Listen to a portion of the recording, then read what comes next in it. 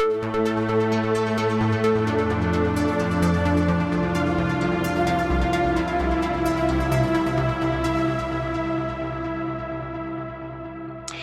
and welcome to the Sensibly Speaking podcast. This is Chris Shelton, the critical thinker at large, coming at you on iTunes, Google Play, Stitcher, and with video here on YouTube.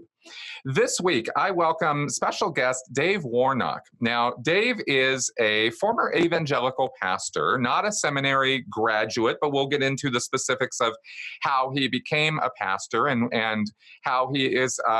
His journey is very interesting, very unique. And in February of this year, Dave was diagnosed with ALS, and that is a terminal illness. And he has had some pretty interesting experiences since that happened. And he has been going around and talking on various shows and media and making some things known that he feels are important. And I want to support him in that because he and I have actually a lot in common. I am a former Scientologist, second generation cult member, I guess you could say. I have been doing a lot of work on my channel to expose abusive practices within religious and non-religious groups, these groups that we call destructive cults. And Dave has his own similar experiences with some of that. I have been shunned and disconnected, so has he. And we're going to talk about some of that.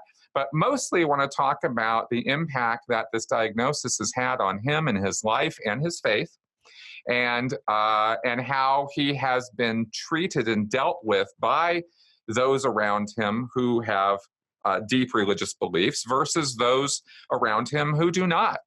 And the contrast is quite interesting and, frankly, disappointing and a little shocking in some cases. So that all being the intro here, Dave, welcome to my show. Well, thank you, Chris. Good to be here. Yes, thank you for taking the time. And thank you for doing what you're doing. Sure. I have never spoken with anybody this directly who has had a terminal illness. I have certainly had friends in my life who have had cancer and gotten treated for it and have beaten it, and some who didn't. But it was always a little, uncertain as to what was going to happen. And in your case, we unfortunately are faced with an illness that, if I have this correctly, we do not have a cure for at this time. That is correct. A doctor friend of mine told me when I got this diagnosis that it's the diagnosis that stops doctors in their tracks. Because even with cancer, as widespread as it is, there are different levels, different kinds. Some are more treatable than others. You go into remission. There are drugs but ALS, there's stuff on the horizon that there's certainly some work being done for some stem cell treatments and several drugs that are in clinical trials and things like that. But nothing, even those are considered drugs that will help you manage it, much like HIV. They don't cure it, but they help you live with it. And so there's hope on the horizon, but even best guesses on that are they're 2 or 3 years away. So it's a disease that carries with it a terminal illness, a terminal diagnosis, with the average lifespan, as we're told, 3 to 5 years from onset of symptoms. And so I think I've been having symptoms now about 1.5 years. So I had them for a good long time before I was actually diagnosed. It's the kind of thing where you don't really pay attention to small things that aren't working like they used to. It's not like you get a sharp pain in your side and you rush to the doctor. It's a very gradual and in many ways very vague kind of symptoms that begin. Wow. Okay. I recall, I hadn't really thought about this in a while, but you remember a couple of years ago, there was that ALS Bucket Challenge. Some folks out there might be familiar with that, where people were donating money, encouraging others to donate money for research and dumping buckets of water on them. And if you go back into my earliest videos on my channel, I did that. Did you? And I sent $100 on the line, for it, because I didn't know anybody with it at the time, but I wanted to support that effort because I thought it was a worthwhile cause. Yeah, they raised a lot of money during the Ice Bucket Challenge. I remember the Ice Bucket Challenge, but being ignorant of it all myself, I knew it was for something, but didn't know what it was for. And so, I just didn't pay attention to it, because if you're not involved with it, you don't pay attention. You just kind of think, oh yeah, that's to raise money for some disease that they're looking for cures, and I hope they get it, that kind of thing. And there's some controversy, to be fair, about the ALS Association and what they've done with that money, and how there's a lot of discontent within the ALS community, which I've now become a part of unwillingly. And I've learned some things about how the ALS Association is just not aggressive enough in going after some drugs that may show some improvement. I was actually in Washington, D.C.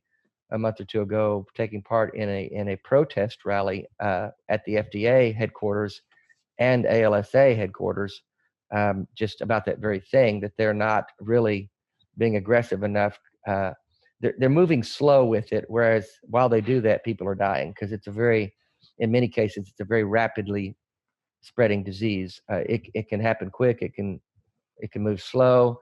It's very unpredictable. So there's some different things going on that a lot of people aren't aware of, and they're riddled with controversy. I mean, how do you know what's right and what's wrong and what's true and what's false? It's really hard to tell. It really is. It is, especially as laymen out here, when we're just part of the regular citizenry and don't know what's really going on behind the scenes. Mm-hmm. I have a medical researcher, doctor friend, who has done groundbreaking work in the past, not on ALS, but on other things, HIV actually. Really? And he's he does not have good things to say about the NIH or its funding processes, or the decision-making process of where money goes and how it is distributed, and who gets the goodies to pursue medical, research. And it's a bit of a shame. That's kind of a bigger topic to get into maybe another time. But another time. In terms of your situation, so you were diagnosed with this February of this year, and were you a believer up until that moment, in terms of religious belief, or what's your track on that? No, I thought, I was a believer until I got that, and then I said, "Really, God, you're gonna give me this? Fuck you." No, I didn't. Just kidding.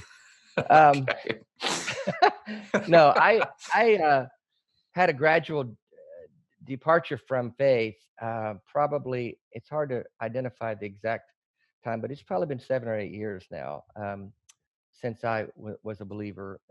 About 2009, from about the years 2009 to 2011, I began to really question the things I'd believed in for 36, 37 years, from the age of 18 up until in my mid to late 50s.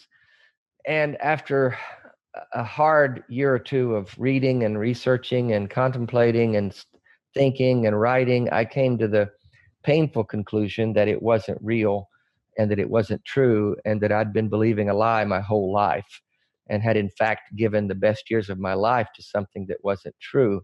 I was initially very sad, because it was like the death of something important to me. But more, I also was angry because I felt like I'd been lied to. But I got into it with good faith, so to speak, thinking that this was the right path, that this was the one that was the only one that was right. Because when you're presented with the path that your particular culture believes in, if I'd have grown up in Pakistan, I would have by default become a Muslim, because that's what everyone does. Well, in America, everyone becomes a Christian because that's the cultural identity of the country. Although it's not really a Christian country, that's the cultural identity, because that's kind of the bigger current that flows through it. So, of course, if I was going to have faith in something, it was going to be the Christian God. So when I was presented with it at the age of 18, I was a vulnerable, impressionable young man with not a lot of direction in life. And I thought, wow, this gives me some direction. This looks good. Let's do this. I didn't examine all the face of the world and make an informed decision. I just jumped on the first truck that came by and rode it for the next 37, 38 years in good faith, thinking that, well, because all the people in this group say it's the right way, it must be the right way. And I came to believe late in life that, no, it's really not. That is, as I said, we have a lot of things in common. If you took the word Scientology and stuck it in for Christianity, and everything you just said Yeah. That would have been my life, grew up with it, introduced to it by my parents. And then young, at 15 years old, I started doing classes. 17 years old, I started working professionally for the Church of Scientology. Wow. So yeah, you don't examine it. You don't think No. about it critically. You just accept it because people that you trust tell you it's the right way. So yeah.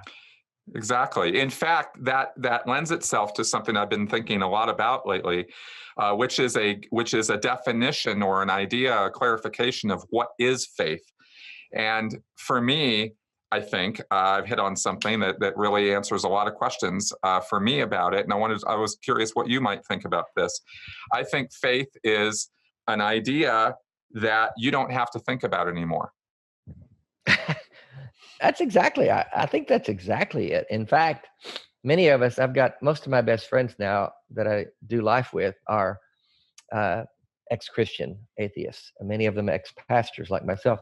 And we'll often, when we're around just talking, or we'll just look at each other and say, how could we think that way? How could we ever have gotten duped that completely?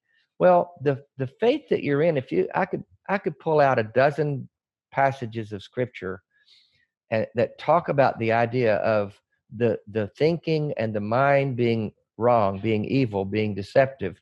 And you have to just come as a little child and put your faith in the higher thing, and don't think too hard about it, because the devil is in the details. And if you think too hard and if you examine too closely, you'll get confused. We don't want you confused. So let's just turn that nasty little mind off and let's just believe, because after all, it's all by faith. And so, yeah, of course, you don't examine and you don't critically think, because critical thinking is the enemy. Exactly. And I of course, identifying as a critical thinker and having found critical thinking, really for the first time in my 40s. Sad, huh? Try doing it in your 50s. Yeah, exactly. Right. I mean, when you just said, you look back and thought you had wasted the best years of your life, sort of thing. Again, exactly parallel with my experience. Yeah. You also said in another podcast you did that the people of faith or belief are afraid of the questions because they are afraid of the answers.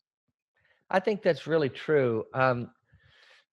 I've got a lot of family members that still identify as evangelical Christians, and some friends that I call holdover friends that haven't abandoned me. But they don't get too close to the fire, I think, because they're a little afraid of being burned. And I think in the back of their mind, if they dig too deep into the questions that I dug into, they might end up like me, and we sure wouldn't want that. So there's that thing, because everybody who knows me really well knows that I was a serious believer. It wasn't a casual thing for me. I was many years of my life on staff at churches. I did preaching and teaching. I was ordained and licensed. I did the marrying and the burying and all the stuff that the clergy do.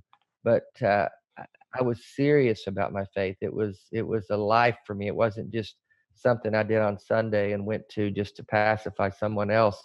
So anybody who knows me well knows that it wasn't a casual thing for me to leave it. And I think in the back of their minds they're a bit afraid, if it could happen to me, it could happen to them. So let's just not dig too deep. Let's don't go down that rabbit hole too far. Exactly.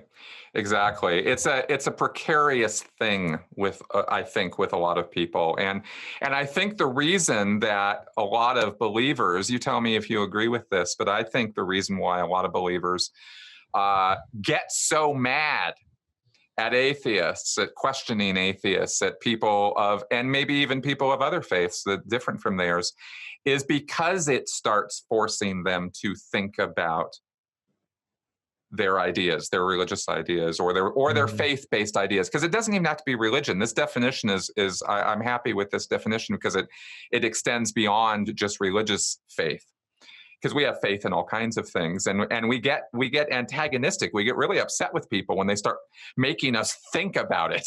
Yeah.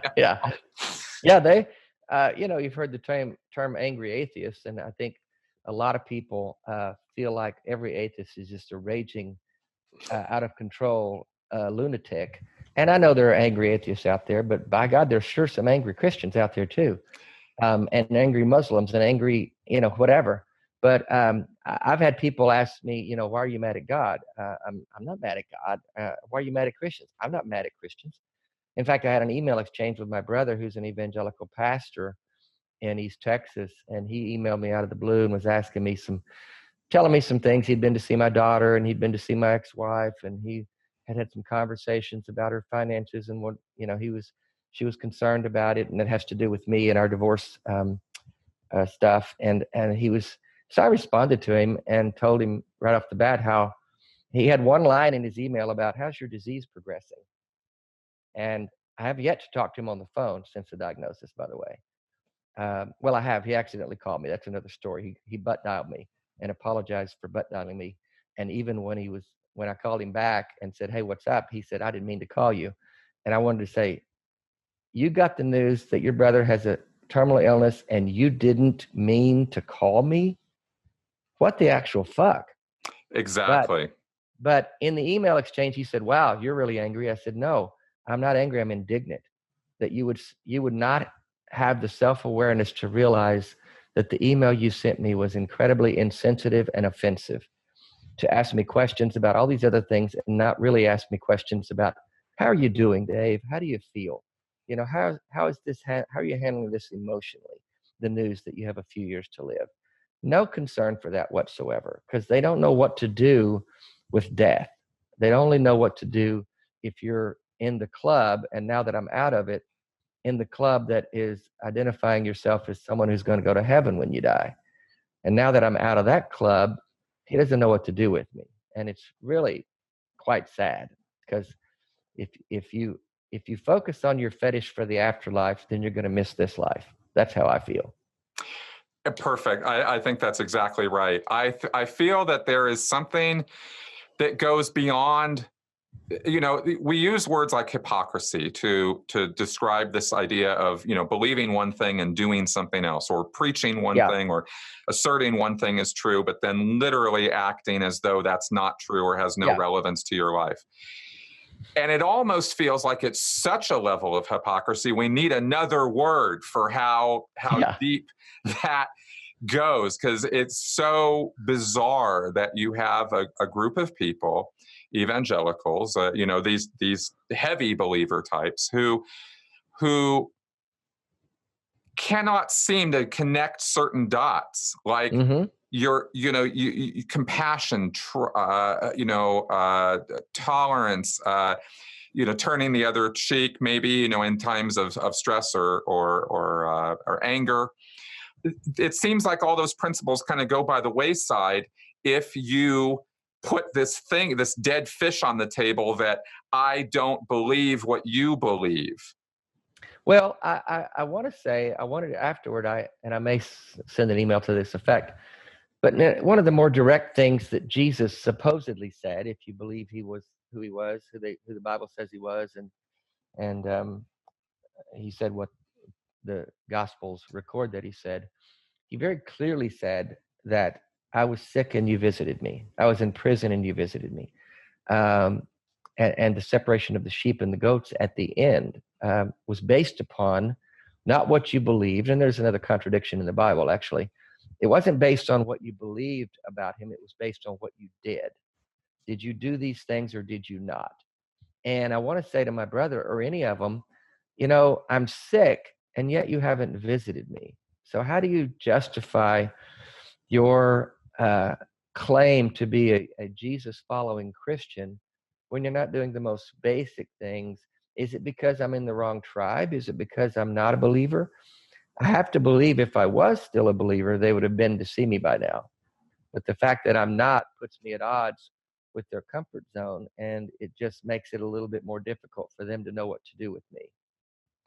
It's a difficult situation because it's one of the few things in the world that can kind of override the biological imperative of family, of kinship. Yeah. It's a very strong motivating force, kinship bonds, on a biological perspective. And yet this religious thing takes over some part of the brain, and it just, and it cuts all ties. What did happen? You mentioned your ex-wife and daughters, your brother here. What are you estranged from all of them at this point, or what happened? It's a mixed bag. Back when I left faith, it's funny you mentioned about the one thing that can cut the blood ties. There are other things that I know people have become estranged about in life. It happens. But within the religion, when people shun based on a religious ideology or conviction, all they have to do is go straight to the words of Jesus once again. A lot of people have said, I'm not religious, I just love Jesus. Well, if you really look at some of the things he said, he was kind of shitty at times. And so he says at one point, uh, anyone who comes to follow me must be willing to leave fathers. And no, he says it like this: I didn't come to bring peace, I came to bring a sword, cutting aside between fathers and mothers, daughters and fathers, and mothers and sons and brothers, and basically saying, I will cut your family apart based on who believes in me and who doesn't. And he's endorsing that. He's saying, I'm way more important than any of your family members. And if you love them more than me, you're not worthy to follow me. What a dick. Let's just call it what it is. Exactly. And so they've done that. That's destructive cult leader talk, is what that is. It is. And all they have to do is follow the words of Jesus. And so my daughters took that literally, because they were in a church that practiced that. They practiced shunning as an effective way of bringing repentance to people who've sinned. And so they did that as a practice when I left the faith, and did that for years. Still to this day, we're estranged. It's not a classic shunning thing, because that would be no contact whatsoever. So there is minimal contact, but it's definitely an estranged relationship, if you can even call it a relationship at all. Now that's not true of, like, my mom is not that way, and she's a fervent believer. She loves Jesus with her whole heart. My sister is a Christian, and they'll call me. If I call them, they'll answer. They'll call me. So it's a mixed bag. It's like all of Christianity. You kind of believe what you want to believe, and you kind of pick and choose the parts of the Bible you want to follow. That's the way it's always been. Yeah, pretty much. And as we were talking before, it's a spectrum. Yeah. There's no broad brush here. There's no painting with this, like, all Christians are bad, all Christianity is bad. That's not what we're saying. If you're hearing that in our words, your biases are getting in the way, because that's not what we're saying. Not at all.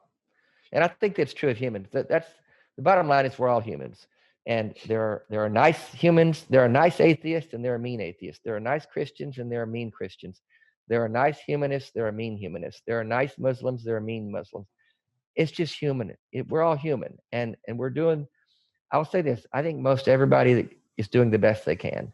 And I like what Maya Angelou said: do the best you can until you know better, and then do better. And that's kind of what I'm doing. I did the best I could as a Christian. I realized, whoops, wait a minute, that was wrong. Now I'm trying to do better. And I have no problem saying that I'm a much more moral person now as an atheist than I was as a Christian. I totally get that. I totally get that view. Yeah. Okay, so you've had to deal with something now since February that a lot of people kind of get to put off, not think about too much. Push away in the closet, maybe have nightmares or dark thoughts about it in the wee hours, which is our impending mortality. Yeah. This is certainly a challenge for me, because having lost my faith, and I'm not trying to make this all about myself, I'm just trying to offer a compare and contrast here. Sure. When I lost Scientology, when I lost my faith in Scientology, I lost a belief in myself as an immortal spiritual being. Mm-hmm. And so that meant that I lost my eternity, my immortality, as my eternity, as they call it in Scientology. And I had to face the fact that once this body is dead, that could be it. There might not be anything more to my existence. And I have yet to this day to actually honestly get over that. Oh, wow. That's tough, man. It is a tough one. It's something that I do lay awake at night thinking about from time to time. It's not an obsession, but it is a concern. Yeah. And having pursued science now for the last 6 years and gone to the very edges of what we know about neurology and biology and psychology, I know that we just don't have the answers that people are looking for. And that's one big reason why faith and religion are still thriving alternatives. Oh yeah, I think it's why they were created. I've been thinking about converting to the brand that promises the 700 virgins at the end. I'm thinking more and more that sounds good. Is it too late to sign up for that? I don't know what the restrictions are. If there's a waiting period, I don't know. But no, I didn't have any. It wasn't hard for me to let go of the idea of eternity. Um, because I'm such a lover of life and I want to seize the moments that life has. So the idea of this being all there is, to me, just isn't that horrible. I think this is enough. I mean, how greedy can we be, to get to live the lives that I mean, we could have been born in the Middle Ages when, you a lifespan of 30 and every minute was hard. I mean, come on, we got it pretty good here. That is true. That is so, and plagues, any plague could come through and wipe out your whole village in a week. I mean, come on. Oh man. Well, I rue the idea of being born before there was toilet paper. Yeah, I was going to say right? that. That was a little raw, but I was thinking, you go out in the woods and take a dump. Right. I mean, and now we've got bidets. Have you discovered bidets? That's a thing we all need. Anyway, no, that's the whole thing. Eternity as a concept is kind of weird to begin with. Either way, eternity in hell, that's weird. Eternity in heaven, what are you going to do for 100,000 years and then you've just finished your first morning? That's just I can't wrap my head around that to begin with. I can wrap my head around this being all there is, and what that then forces us to do is look at how we're doing this. How are we living this?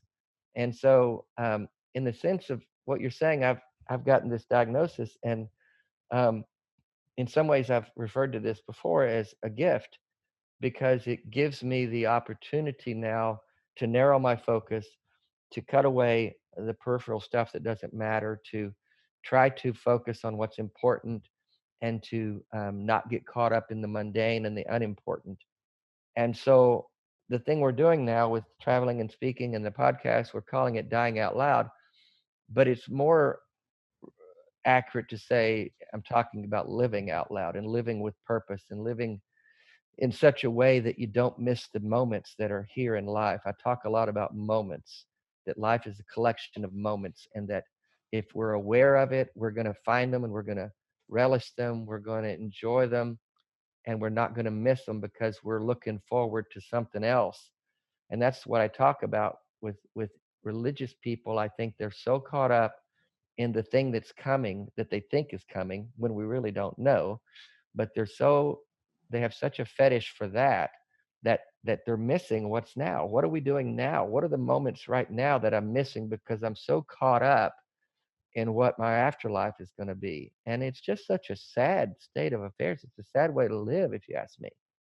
I agree with you completely, and I've certainly had the exact same. I've had very parallel thought processes to what you're talking about. In fact, studies show that happier people, the people who are happy in the world at large, are the people who collect experiences, not collect things.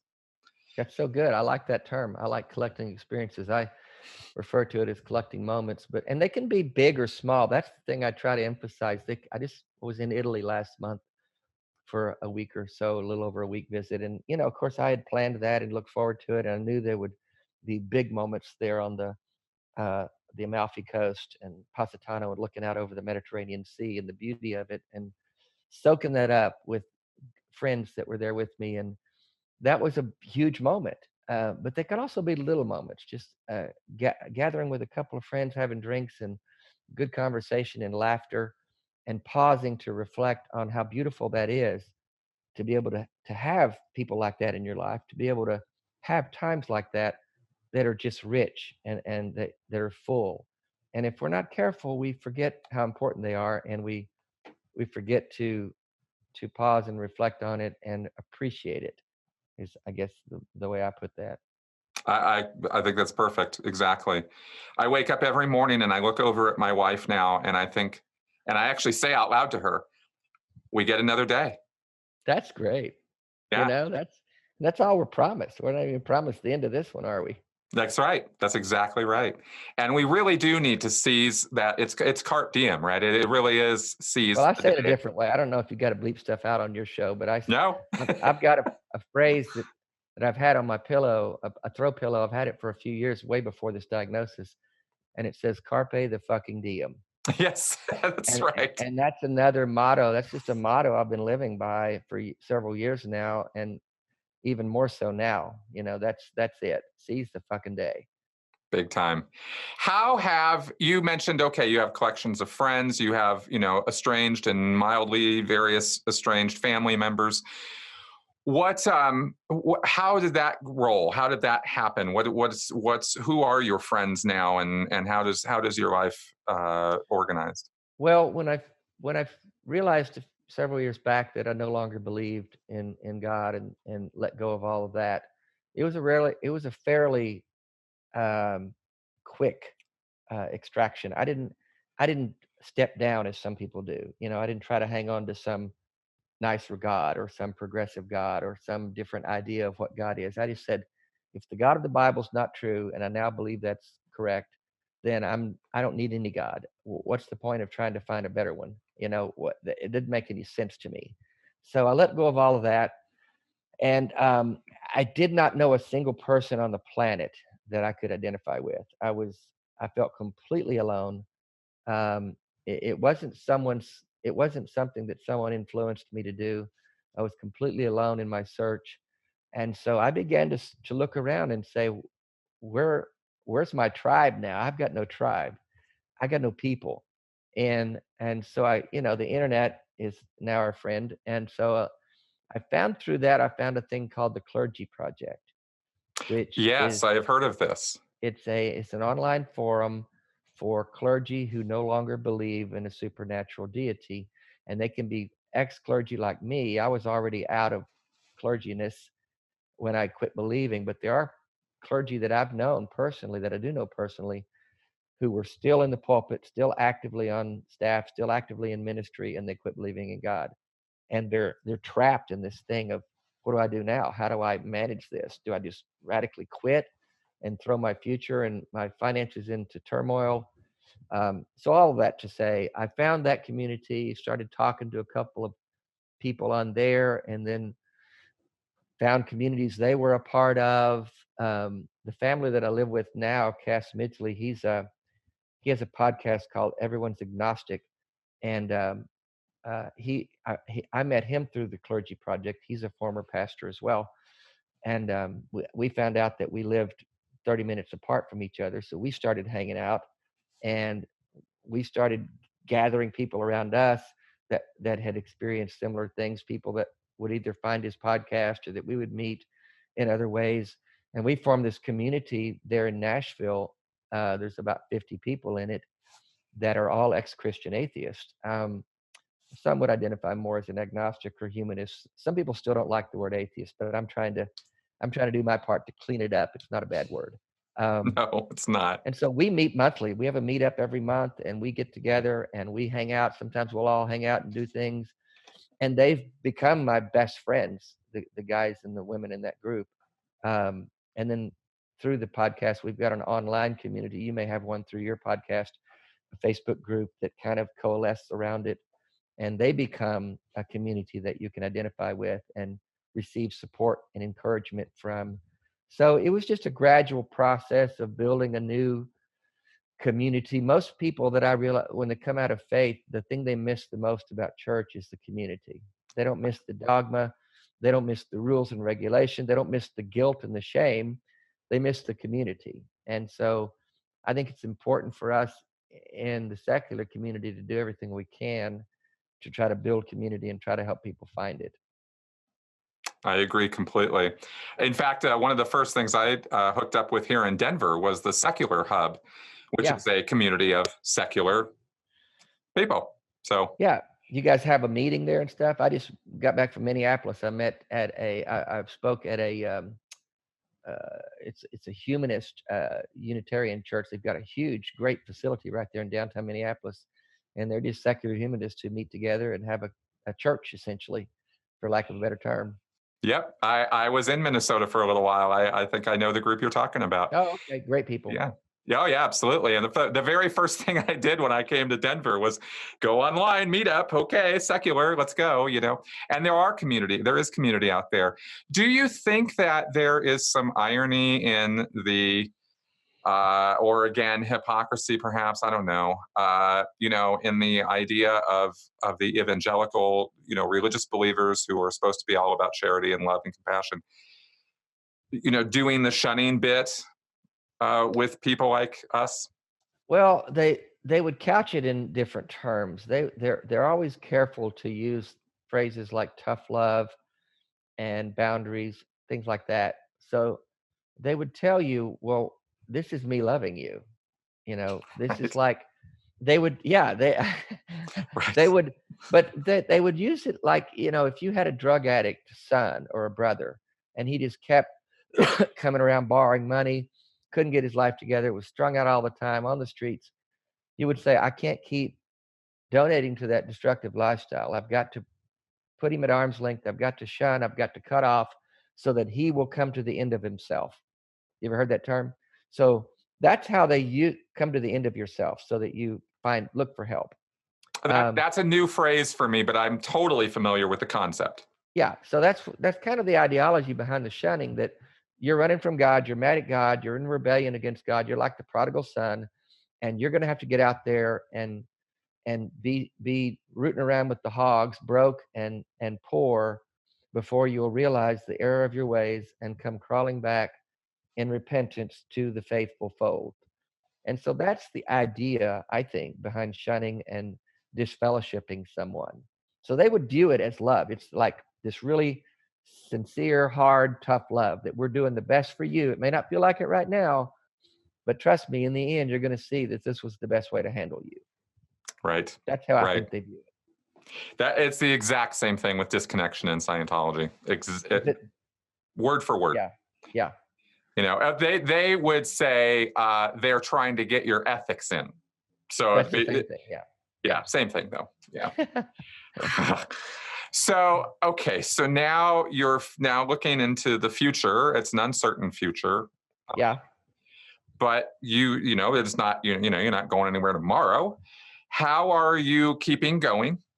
And you know, are you working still? What's your life like? Well, I retired. What I did when I first got the diagnosis, I'd been working in the insurance business for 10 years and had a nice career and was making good money and living really my best life ever. You know, on my own terms. I've been divorced a couple of years and chose that myself because I needed to reboot life and get things where I could live authentic and honestly. And so I was doing that, and then I got the diagnosis, and based on the prognosis, you know, you have to make some decisions about prioritizing. And honestly, the work I did was becoming more difficult with the symptoms in my hands and arms, making little simple things hard to do now. And theoretically, according to the statistics, that's going to get worse. We don't know how fast it'll go or where it'll go next in my body. But I had to decide: do I want to spend the last 2 or 3 years until I can't do anything anymore, just working to make money for what? You know, why am I doing this? So I retired. I just said, you know what, I'm going to shut this down, and I'm going to use the money that I have coming in from residuals to live on. I moved out of my apartment in with friends. They asked me to. They wanted me to because they wanted to be there to help me with things as needed as things progressed. And so I sold stuff. I gave stuff away. I just really trimmed the sails and lightened my load and simplified my life and began to say, okay, what do I want to spend my time and energy on with the limited time I have left? So I want to travel. I want to see places I haven't been to, as long as I can do that. Now, when it comes time I can't do that, then I got to scale that back. I want to spend time with friends and people I love and care for, and make the most of every day and seize the day and not be caught up in just living life and in the treadmill. And so that's what my focus has been and remains to this day. I'm still fairly functional. I just have compromised use of my hands and arms and limited strength in those extremities. My legs are still good. My mouth is still good. Um, those are the other areas it goes to, and then it affects your diaphragm, and you can't breathe, and that's how you die. So I'm just focused on living the best moments, the most moments I can, as long as I can, and then trying to balance between uh, the focus being living or staying alive. And it's a big difference, because there are efforts that I know some people make toward looking for treatments, traveling here, going there, doing this, doing that, to try to extend some things, to try to make some things better. And there's different ideas out there on what's working and what's not, and what's available and what's not, and the links you can go to. I know people personally who've spent thousands of dollars going to different countries and getting treatments. Some are effective, and some aren't. And so I have to decide, how much time and energy do I want to spend on that effort, as opposed to the time and energy I spend on simply living. Spending time with friends, traveling to a place, doing some things that I can do now while I can do them, because there's going to come a time when I can't do them. And then the other side of that, the other part of all of that, is that as things progress, and when it gets to a place, how long do I let it go, before it gets to a place where I'm looking in the mirror saying, wait a minute, there's not enough good in these days that I'm living to justify me staying alive. And so I need to then take steps to end things on my own terms, rather than letting it get to the bitter end where you're just a shell of a person laying in a bed waiting to die, which is a horrible way. And again, that speaks to all kinds of issues we have in this country with death with dignity, and where it's illegal, and even the states where it's legal in is such a restrictive thing that they do, that it's almost useless in many cases.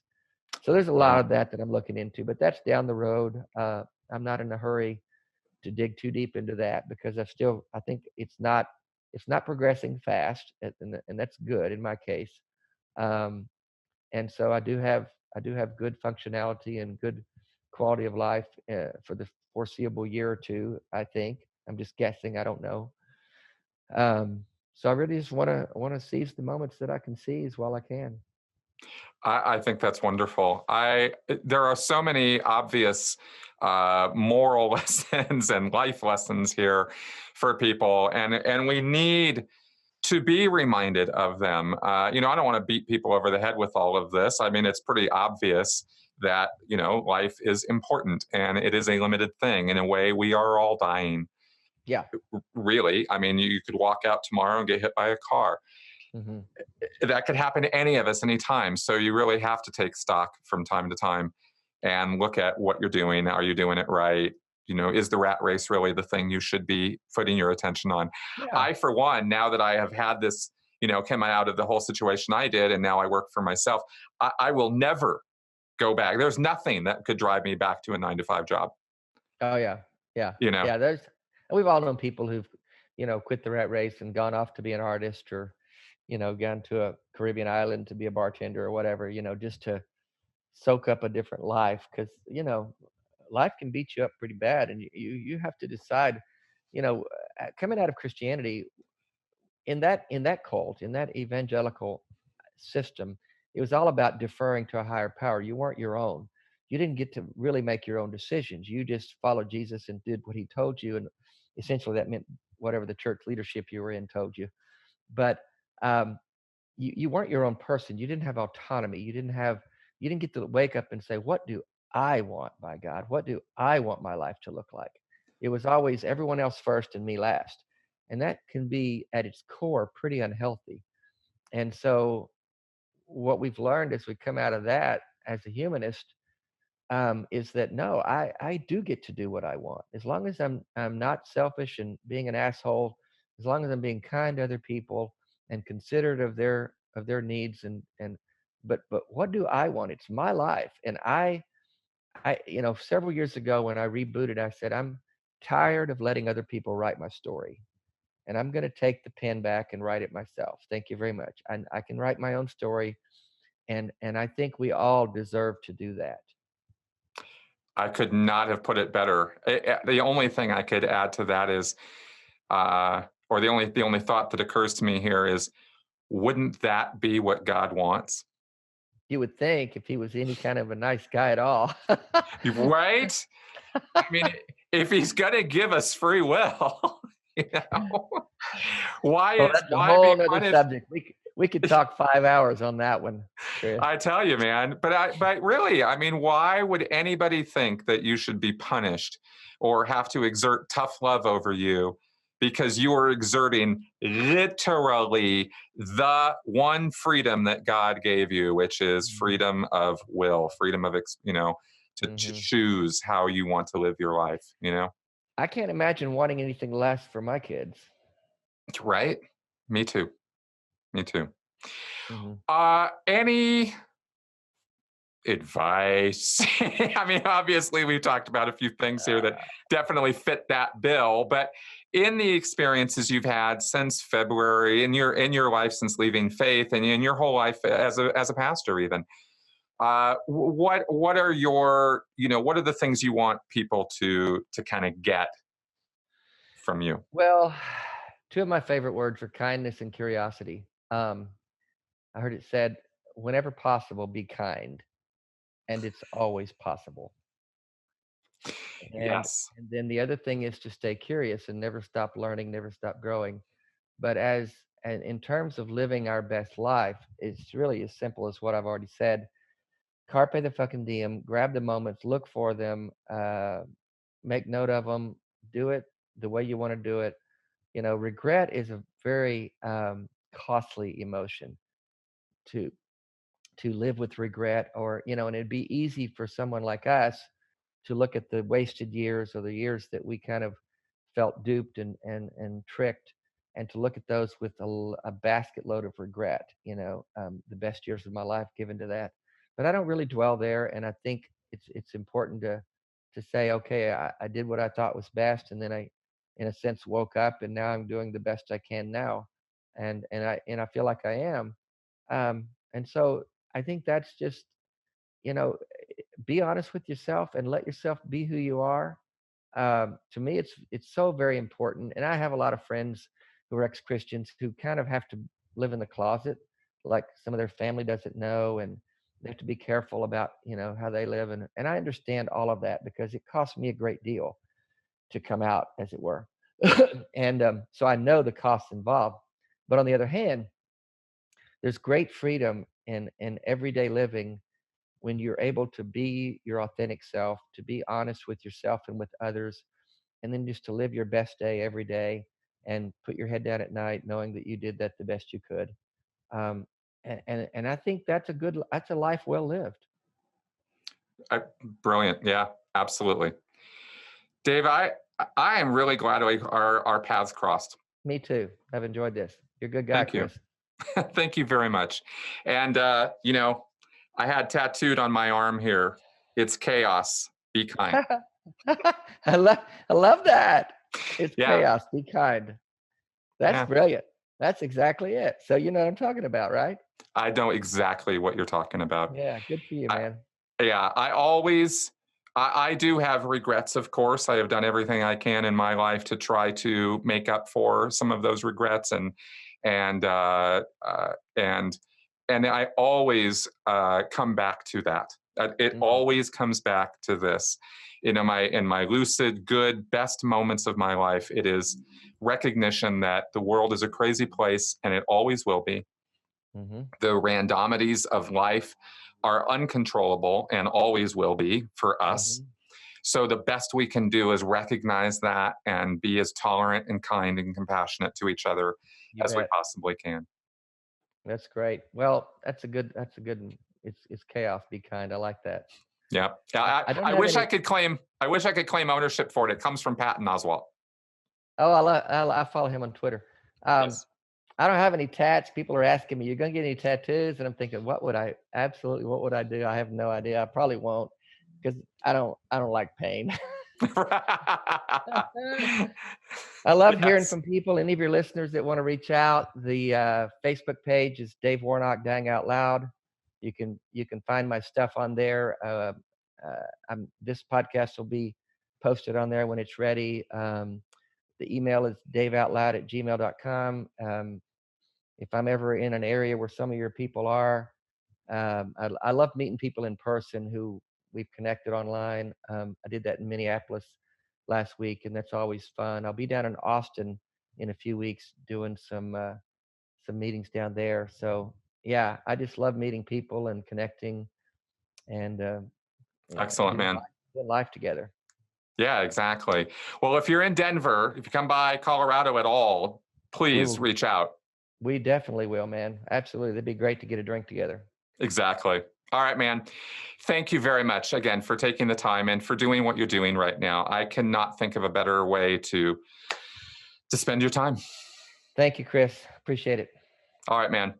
Bye. Folks, any questions, comments, feedback, I will be putting links to those resources Dave just mentioned in the comment section or in the show description section here and at sensiblyspeaking.com. You can check that out. I am very interested in any and all of your feedback, and do take a moment to check out some of those links. All right. I will see you guys next week. Bye-bye.